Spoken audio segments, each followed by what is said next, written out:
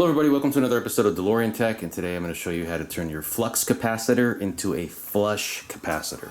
This is something I've been wanting to do for a really long time, ever since I got the flux capacitor. So if you remember what it used to look like, it was all the way out to here, and I had a bracket going along here. What I did was I took this off, and I actually did a lot of modifications to the housing. I took off the rear plate in the back, on the top and on the bottom that bolts it in, and did a little finagling with the carpeting and stuff like that and got it in there. So Ernest Klein had done it in his car and it looked really cool. Plus I got a lot more room back here now. So without further ado, here's the how-to video.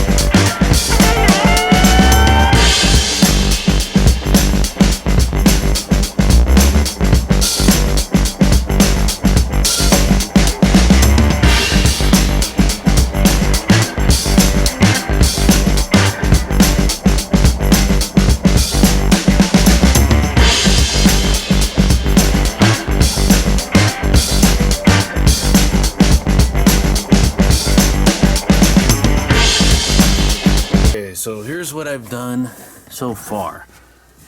I took off the back wall, that's right over there.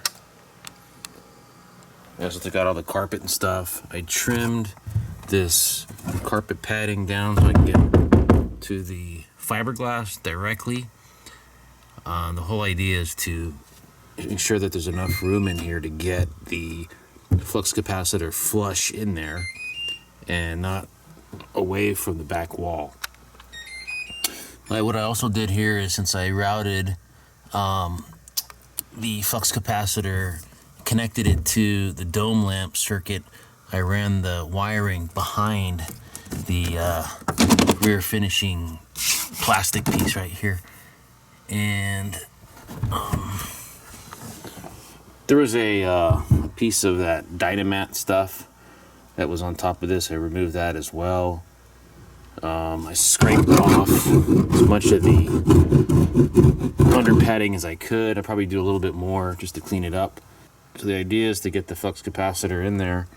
What I've done is I gutted the flux capacitor. I took out all the electronics. So here are the electronics right here. There's a pipe that was kind of glued and screwed on top of it. Took that off. Took the battery case off and took out all the wiring. This was actually also glued to the top of the flux capacitor. So here's my flux capacitor right here. So I took off everything from the top, and this is where the pipe was. And then you've got the potentiometer and the audio turn on, turn off switch was connected there. This hole right here was for the power cables, and then this was like an extra hole for something else.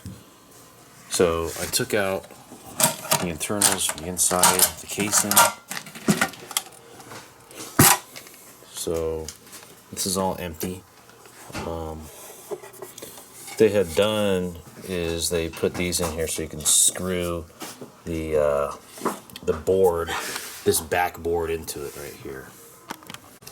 So what I want to do is I want to make this thing as flush as I can so it isn't sticking out at all, which is going to require cutting these off right here.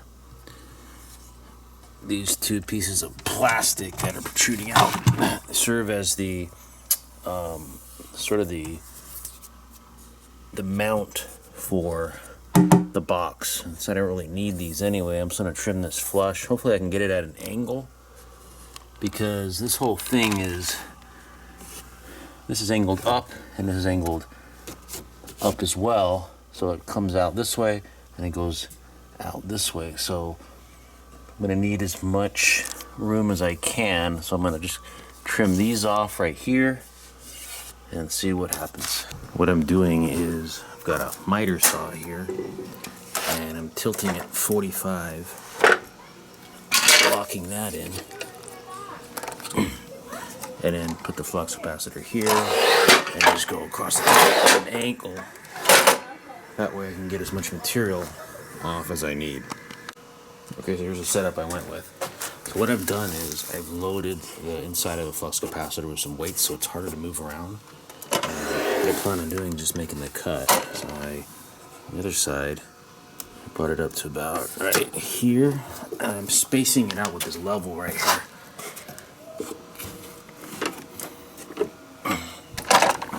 Cut along right in there, all the way across.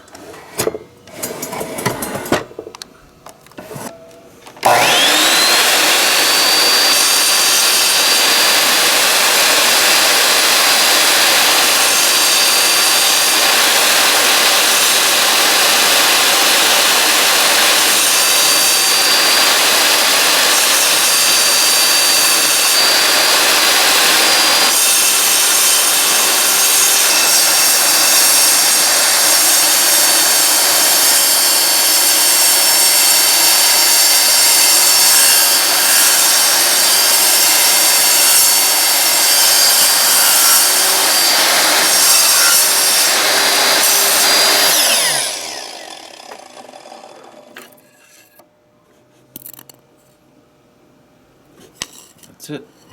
So trim that down a little bit, then sand it. So now we've got the flux capacitor trimmed down, and the next step is to see if it's going to fit.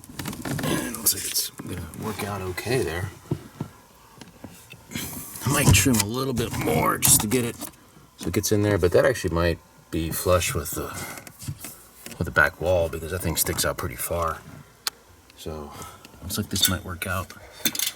My plan B, in case this wasn't going to work, was to cut this out a little bit, but I didn't want to do that, so I contacted Danny Botkin from DMC, California, just a little bit ago to see if he had an extra one of these lying around that he didn't need. It doesn't have to be in perfect condition because I will cut it.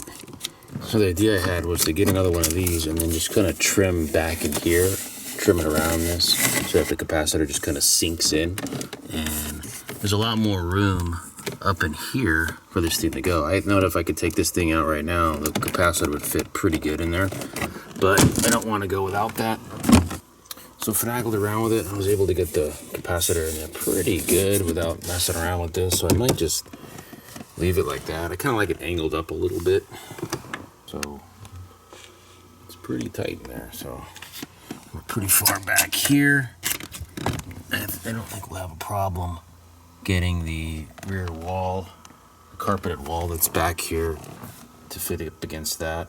And then we'll figure out a way to secure the capacitor down with some bolts or some screws or something. Okay, so it's looking pretty good. It's pretty tight in there. I mean, there's hardly any seam, so I think with the carpet in there it's going to look even better.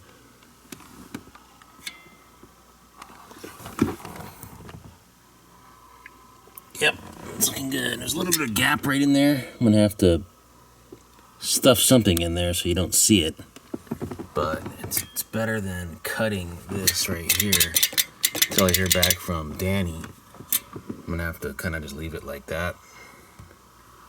Maybe it'll stop the rattling. It's a little bit more solid now. Alright, so here we are on this side over here. Everything looks good. I've got it really close to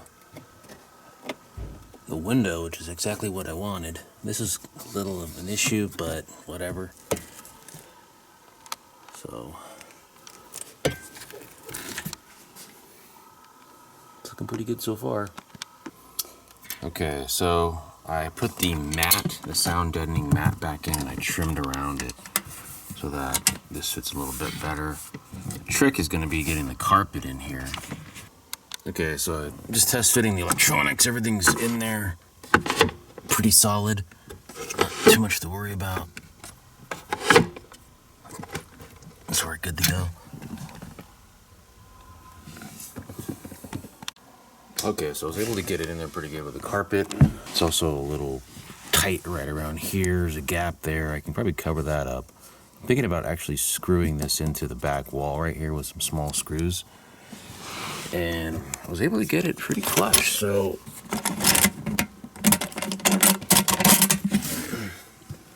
looks good.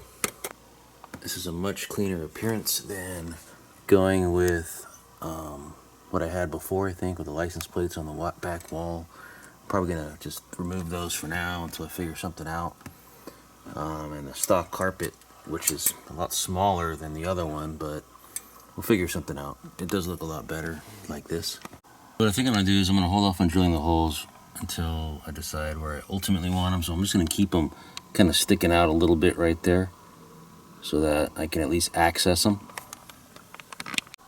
So I've decided to route the control switch to the flux capacitor all the way here to the center console. So I'm going to route the power wire through here and then be able to control it right in there. Okay, so I've got my power wire. I'm running it through here and then through here, and I'm going to run it underneath the center console here and try to get back inside the relay compartment. Okay, so I routed the wiring underneath here, run it up through there. Now I'm making all my electrical connections. So I'm wiring it into the dome lamp circuit, and I'm going to make some quick disconnects for it. That way I don't have to open up the box and disconnect it. I can just disconnect it from here really easily. Okay, so I've got my three-way switch all wired up. So the way I'm going is doors open, always on, and off. So there's actually 3 options. Okay, so I made all my wiring connections. Flux capacitor's working. Flux capacitor's fluxing. Turn that off for now. So I'm controlling everything through this switch right here. So I can turn it off. Doors open, always on. So keep it off for now, and then we'll do the final installation. So in order to secure the capacitor to the wall, I screwed it into the back at these points right here. One here, and also one right there. That makes it a little bit more secure and a little bit more flush.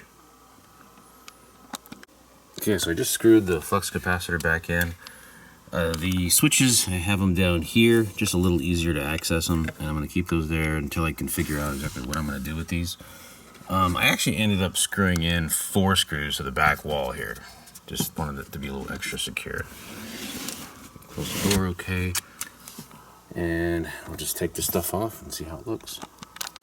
Alright, so everything looks good. Probably do a little bit of touch up here and there. So I've got my 3-way switch right here.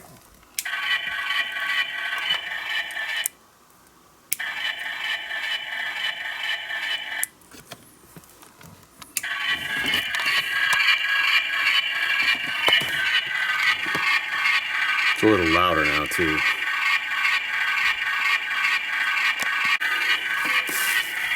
Alright everybody, that is the flush capacitor video. Hope you enjoyed it, and thanks for watching.